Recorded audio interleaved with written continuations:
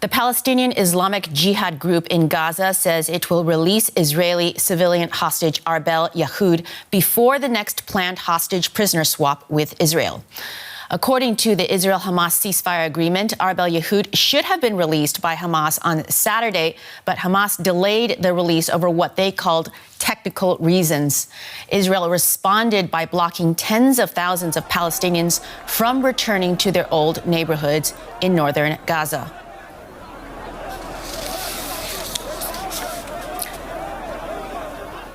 Let's go to journalist Balig Sladeen in Tel Aviv, who is at the hospital that is treating the hostages that were released yesterday. Balig, what more do you know about these latest developments? Yes, an Israeli official just an hour ago said that there will be no return of the Gazans to the north unless Arbel Yehud or Arbel Yehud's issue is settled.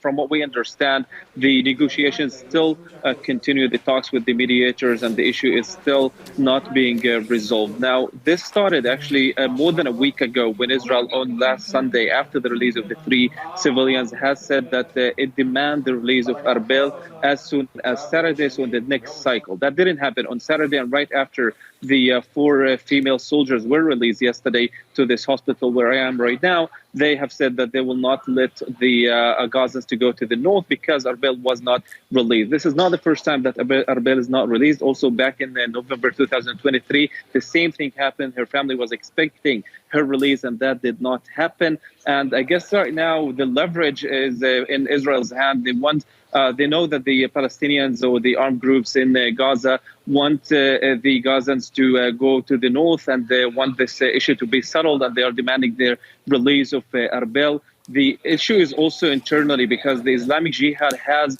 Arbel after she was kidnapped by a different armed group in Gaza. And they are now saying, and that's when the crisis started, that she is actually a soldier, not a civilian. And thus the price, quote unquote, should be higher for her. They are demanding, the release of 30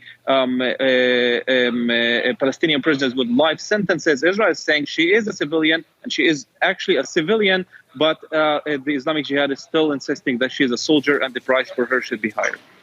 Okay, I want to turn to U.S. President Donald Trump's comments. He has suggested that a large number of Palestinians, more than 1 million, should leave Gaza and to, quote, clean out the whole place.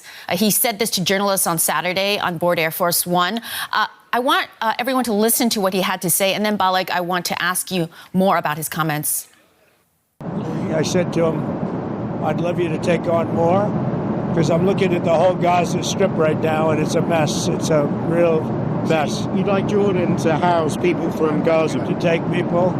I'd like Egypt to take people. I'm talking to General El-Sisi tomorrow, sometime, I believe. And I'd like Egypt to take people, and I'd like Jordan to take people. You're talking about probably 1.5 million people, and we just clean out that whole thing. It's it's over the centuries that's many, many conflicts at site, and I don't know. It's something has to happen, but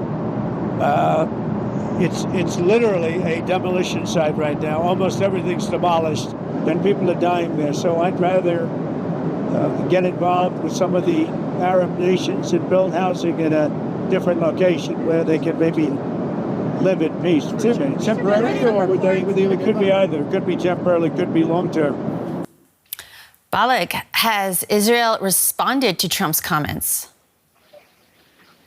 Well, not officially, but right after the comments, an Israeli official said that this is not just a slip of the tongue. It's actually part of a bigger plan. Now, Israel has suggested this idea of encouraging migration from the Gaza Strip toward the Sinai Peninsula or to other nations. And of course, this issue was welcomed by right-wing extremists such as Bezalel Smotrich and Ben Gvir. They both welcomed the idea and said that when the president of the most powerful nation on earth are repeating our plan, then the Israeli government should take that in seriousness. So in Israel, they are welcoming this plan, especially in the right-wing government, but it's not clear whether this is viable or not, this is could happen or not.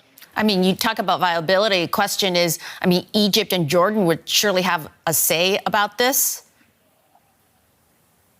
Yes, of course. And look, if Egypt or Jordan or any other Arab nation takes the Palestinians, they have two problems with this. First of all, the Palestinians, but they have tried to move to other nations back in the 60s, 70s, and 80s, Lebanon and Jordan and Syria, of course. And it always didn't up well because they try to attack Israel from those territories, and Israel strikes back, and the war erupts between the two nations. So this is something that they want to avoid, especially Egypt, because they see Hamas as part of the Islamic Brotherhood, that it is banned and is treated as a terrorist organization in Egypt. The second issue here is the fact that they will need, of course, to provide them with food, shelter, and work and everything else. And the fact that they actually accept such a thing, it could mean for them that they are actually being a part of burying the Palestinian issue, because if the Palestinians did migrate or move to other nations, maybe that's part of the plan to